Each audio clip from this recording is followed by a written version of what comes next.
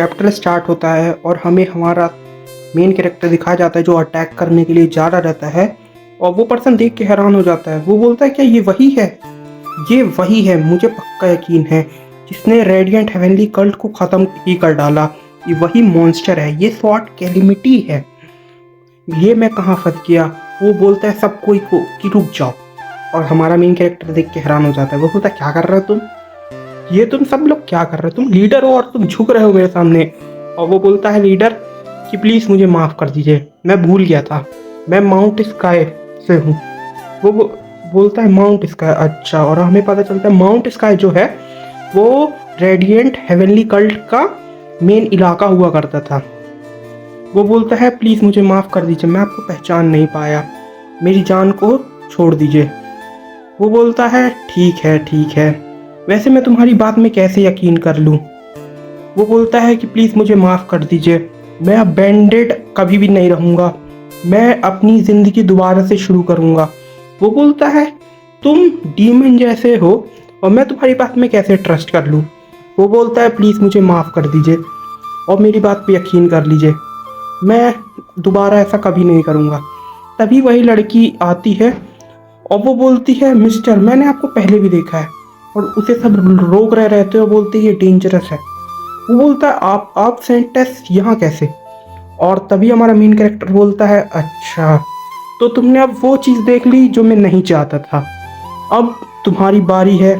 तभी वो बोलता है एल्डर रुक जाइए, मैं आपके साथ ट्रेजर को शेयर करना चाहता हूँ।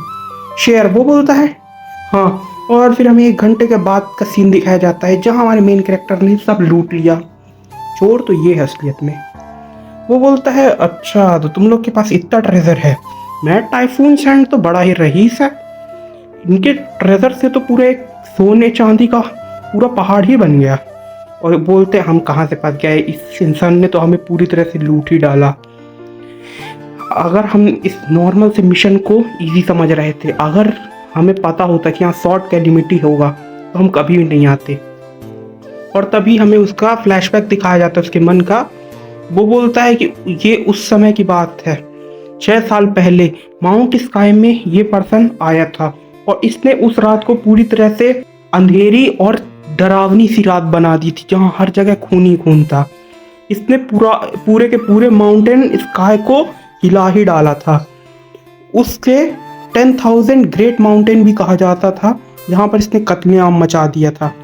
वो बहुत जगह फेमस थी पर इसने इतने ज़्यादा कत्लेआम किए कि कोई बोल नहीं सकता। इसने वहाँ के लीडर से भी फाइट की और वहाँ का लीडर ही इसके सामने हेड ऑन हेड फाइट कर सकता था, यही बस उसके लेवल का था।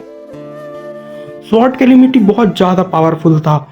उसने उसके साथ फाइट की हेवनली डीमन कल्ट के लीडर के साथ, और वो फाइट बहुत वक्त तक चली और ये उस फाइट में जीत गया।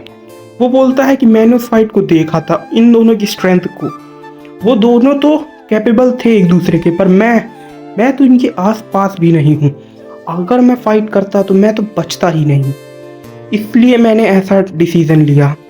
मैं कुछ वक्त पहले किंग था और अब मेरी ये हालत क्या होगी मुझे यही नहीं पता। तभी वो देखता है कि मैं कहाँ फंस गया हूँ, एक साइड स्वॉर्ड कैलेमिटी और एक साइड सेंटेस है। वो बोलता है मेन कैरेक्टर ओए सुनो यहाँ। वो बोलता है हाँ लॉर्ड बताइए। वो बोलता है ये जितना भी है सोना चांदी, इसे मर्चेंट ग्रुप के कैरेज में डाल दो। वो बोलता है ये सारा? वो बोलता है हाँ, क्यों कोई दिक्कत है क्या? तो बोलता है नहीं मैं डाल देता हूँ। वो बोलता है क्या ये सब मैनुअली डालना है हाथों से? वो बोलता है हाँ, भूल गया क्या तुम्हें जो कहा हूँ, जल्दी करो। और तभी वही मर्चेंट ग्रुप का इंसान सोचता है ये मैड टाइफून सैंड का लीडर और ये भी फियर कर रहा है। मैं तो ये देख के हैरान हूँ, मैंने आज तक अपनी ज़िंदगी में कभी भी ऐसा नोटिस नहीं किया। और वो मन में सोचता है हाँ ये सारी इसलिए क्योंकि मैंने इस इंसान की मदद की है। और तभी हमारा मेन कैरेक्टर बोलता है हाँ डो शिंगमा, मैं तुम्हारे मन की बात सुन रहा हूँ। वो बोलता है अरे माफ़ करिएगा। और तभी हमारा मेन कैरेक्टर बोलता है सिंगमा क्या तुम बिजी हो इस सुबह? वो बोलता है एल्डर क्या आपको कोई काम था? क्या आपको कुछ वर्कर चाहिए क्या? वो बोलता है नहीं। और तभी वो दोनों लोग बात करते बोलते हैं युंगा प्लीज़ मूव करो ये लगेज को यहाँ से। वो बोलता है ठीक है।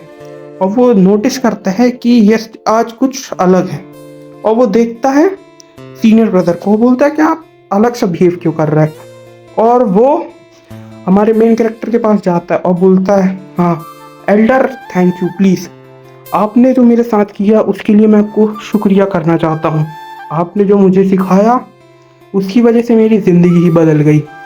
मैंने लाइफ में बहुत सी चीज़ें मिस कर दी थी, मैं बचपन से ही ट्रेनिंग कर रहा था, इसलिए मैंने बहुत सी चीज़ों को नोटिस ही नहीं किया। सारे लोग हैरान होते हैं और बोलते हैं एल्डर क्या हुआ, और उसके फ्रेंड्स बोलते क्या मैं इसे लेने जाऊं, तो उसका लीडर बोलता है नहीं जाने दो, जो भी कर रहा है करने दो। वो बोलता है मैं 6 सालों से प्रैक्टिस कर रहा हूँ, मैं जब 6 साल का हुआ तब से मैं स्वॉर्ड फाइटिंग की ट्रेनिंग कर रहा हूँ, पर मैंने आज तक कभी भी ऐसा नहीं सेंस किया स्वॉर्ड की लिमिट। जब से मैं आपसे मिला हूँ, जब से मैं आपसे स्वॉर्ड फाइट में हारा, तब से मुझे लगने लगा कि मेरी स्वॉर्डमैन स्किल बहुत ही ख़राब है, मुझे इसे इम्प्रूव करने की ज़रूरत है।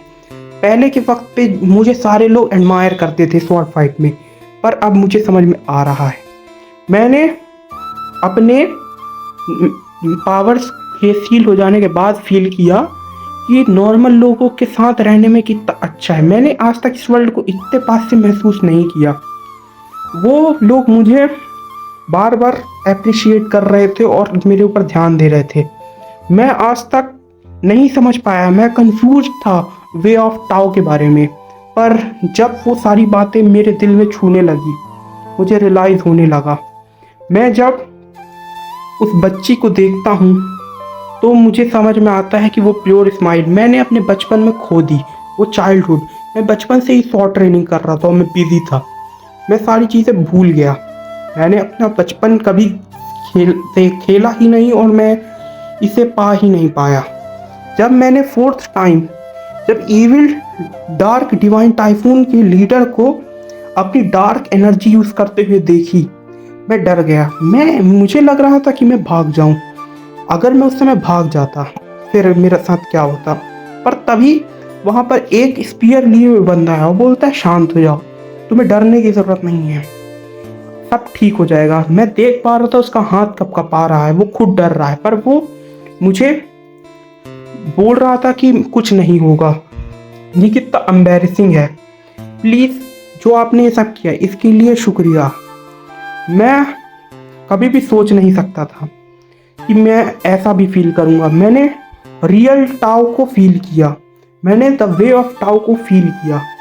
मैं जब घूम रहा था, चीज़ों को ढूंढ रहा था, मुझे समझ नहीं आ रहा था मैं क्या ढूंढ रहा हूँ, पर फाइनली अब मुझे समझ में आया। और जब मैं आंखें खोला तो मेरी जो पावर थी, जो सील थी, वो बाहर निकलने लगी। ये सब आपकी वजह से हुआ। मैं पिनिकल मार्शल आर्ट में के टॉप पे आ चुका हूँ, पिनिकल में आ चुका हूँ। इसके लिए आपका शुक्रिया एल्डर। प्लीज़ आप मेरे फादर जैसे हैं, पता नहीं मैं ये फेवर कैसे आपको पूरा कर पाऊँगा। आपका शुक्रिया एल्डर। और इसी के साथ चैप्टर ख़त्म होता है। Thank you for watching.